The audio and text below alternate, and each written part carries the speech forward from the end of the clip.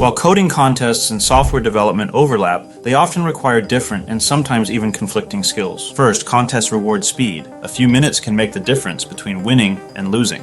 In contrast, developers should take extra time to write clean, maintainable code to save hundreds of hours for the team down the line. Second, competition code rarely needs to be readable, reusable, or carefully documented. In fact, writing code that meets these standards will almost certainly hurt your contest performance. But for a developer, these are essential habits. Third, contests are about solving every problem on the table. Real-world development, on the other hand, is often about knowing which problems to ignore and focusing on the ones that create real value. Think about Linus Torvalds, who ignored the problems everyone else was chasing and solved the ones no one else noticed. Fourth, in competitive coding, you write a few dozen lines to solve tightly defined atomic problems that can't easily be broken down further. In software development, the challenge often comes from scale. The task itself might be easy to split into simple subtasks, but there are so many subtasks, you can end up with millions of lines of code, co-authored by hundreds of developers. Handling that takes a completely different set of skills, mindset, and discipline. At the end of the day, coding competitions are a sport, while software development is an art. You can do both, but it's wise to separate them emotionally and strategically, almost like switching between two modes of thinking. For me, a simple trick helps.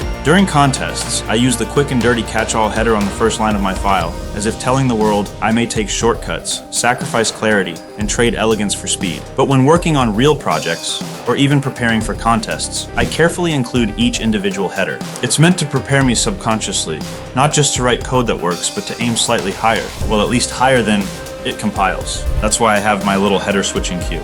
It's my Lincoln Hawk moment, a small personal signal that flips the switch in my head. The reference comes from my favorite childhood film, Over the Top, where Stallone's character, arm wrestler Lincoln Hawk, turns his cap backwards to shift from calm to competitive mode. It's important to find your own mental switch because the coder and the developer inside you don't always want the same things.